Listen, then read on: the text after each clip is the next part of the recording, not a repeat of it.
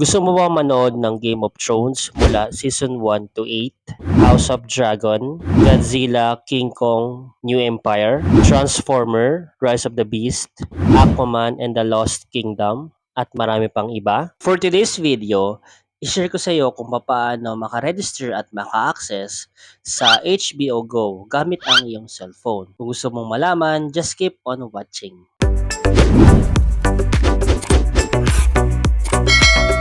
Hello, my name is Aljon. Welcome to my channel. Ano ba ang HBO Go? I-search mo sa Google. Ang HBO Go ay isang streaming service kung saan ay pwede mo mapanood ang mga movie or movie series na available sa kanila.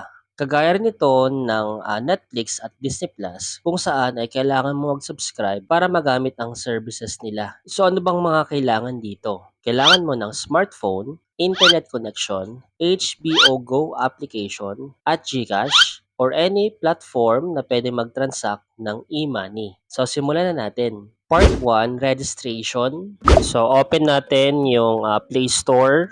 Search natin HBO Go. Tap install. Okay, wait lang natin. Tap open. Allow. Mag-create tayo ng account. Tap natin create account. Okay, type ninyo yung inyong name or username, yung inyong email, type ninyo, yung password, type din. I-tap ninyo yung I agree to all terms of use and privacy policy. Pwede nyo i-tap itong send me new updates on HBO Go. Kung gusto nyo makareceive ng mga notification or updates sa HBO Go, tap next. Part 2, subscription. So dito nyo makikita yung dalawang options, subscribe now or link your existing HBO subscription. So itap natin yung subscribe now. Ayan, so ito yung mga plan as of this moment na nirecord natin itong video na ito. So meron ditong tatlong plan. Unahin natin 12-month plan o isang taon, 1,190 pesos. So kapag monthly naman, 199 pesos. Kapag naman 3-month plan or tatlong buwan, 399 pesos. Pili lang tayo ng gustong plan natin. Piliin natin yung monthly plan na 199 pesos. Tap continue. So take note, kailangan nakalink yung GCash ninyo. So itap natin yung subscribe.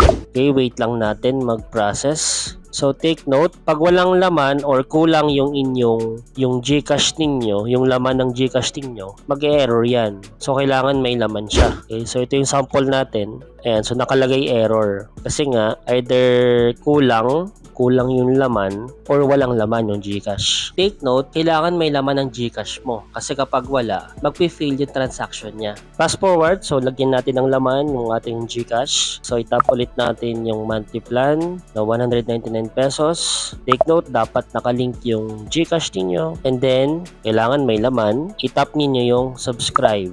Okay, wait lang natin. May notification na lalabas dyan. Your payment of 199 pesos to Google has been successfully processed. So, okay yung transaction niya. Okay, pwede mong i-add yung payment, pwedeng hindi. Tap got it. So, let's get started. So, itap nyo lang yan. Okay, sunod. So, meron dutong tanong. So, save password to Google Password Manager. Pwedeng optional yan. So, sinave ko na para sa pag ako yung maglalagin, hindi ko na i-type yung password ulit para hindi hassle. Okay, take note. Ito yung sa GCash nga pala. So, ipakita ko lang. Open lang natin yung GCash natin. Dito nyo makikita kung successfully transact. So, nakalagay naman dito, ayan, negative 199. Yan yung pinurchase natin. Yan yung payment natin. So, nakalagay naman yung amount, tapos yung date. And part 3, watch movies. So, kapag nakapag-subscribe ka na, pwede mo nang i-access yung HBO Go. Pwede ka nang mamili ng mga movie na available dito. Yan, so napakadami niyan. Yan, example, ito, meron tayong